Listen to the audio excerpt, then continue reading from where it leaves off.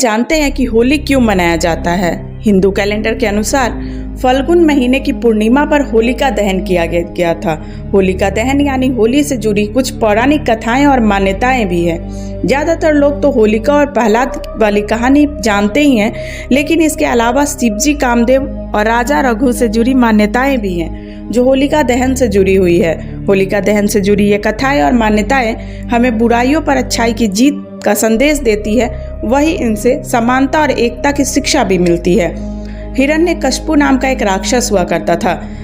उसका पुत्र प्रहलाद भगवान विष्णु का परम भक्त था। राजा हिरण्यकश्यप भगवान विष्णु को अपने शत्रु मानते थे।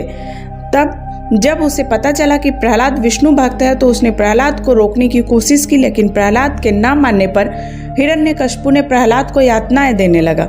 हिरण्यकश्यप ने प्रहलाद को पहाड़ से नीचे गिराया, हाथी के पैरों से कुचलने की कोशिश की, लेकिन भगवान विष्णु की कृपा से प्रहलाद बच गया। हिरण्यकश्यप को होलिका नाम की एक बहन हुई और उसे वरदान था कि वह अग्नि में नहीं जलेगी। हिरण्यकश्यप ने के कहने पर होलिका प्रहलाद को मारने के लिए अपनी गोद में बैठाकर आग में प्रवेश कर गई, किंतु भगवान विष्णु की कृपा से तब भी प्रहलाद बच गया और होलिका जल गई। तभी से बुराई पर अच्छाई की जीत के रूप में होलिका दहन होने लगा और ये त्योहार मनाया जाने लगा। वहीं एक कथा है शिवजी और कामदेव की। इंद्र ने कामदेव को भगवान शिव की तपस्या भंग करने का आदेश दिया था। कामदेव ने उसी समय बसंत को याद किया और अपनी माया से बसंत का प्रभाव फैला दिया और इससे सारे जगत के प्राणी काम मोहित हो गए और कामदेव का शिव को मोहित करने का यह प्रयास होली तक चलता रहा।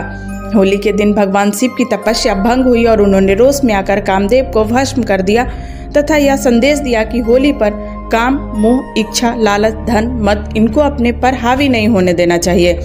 तब से होली पर बसंत उत्सव एवं होली जलाने की परंपरा प्रारंभ हो गई और इस घटना के बाद शिवजी ने माता पार्वती से विवाह की सम्मति भी दी थी, जिससे सभी देवी देवताओं, शिवगणों, मनुष्यों में हर्षोल्लास फैल गया और उन्होंने एक दूसरे पर रंग गुलाल उड़ाकर जोरदार उत्सव मनाया, जो आज होली के रूप में घर घर मनाया जाता है। वहीं एक कहानी है राजा और रघु की। राजा रघु के राज्य में ठुंडा नाम की एक राक्षसनी ने शिव से अमृत प्राप्त कर लोगों को, खासकर बच्चों को सताना शुरू कर दिया था। भयभीत प्रजा ने अपनी पीड़ा राजा रघु को बताई। तब राजा रघु के पूछने पर महर्षि वशिष्ठ ने बताया कि शिव के वरदान के प्रभाव से उस राक्षसी देवता, मनुष्य, अस्त्र शस्त्र या ठंड, गर्मी या बारिश से मृत्यु संभव नहीं है, किंतु शिव ने यह भी कहा है कि खेलते हुए बच्चों को शोरगुल या हुड़दंग उसकी मृत्यु का कारण बन सकता है। अतः ऋषि ने उपाय बताया कि फल्गुन पूर्णिमा का दिन शीत ऋतु की विदाई का तथा ग्रीष्म ऋतु के आगमन का होता है।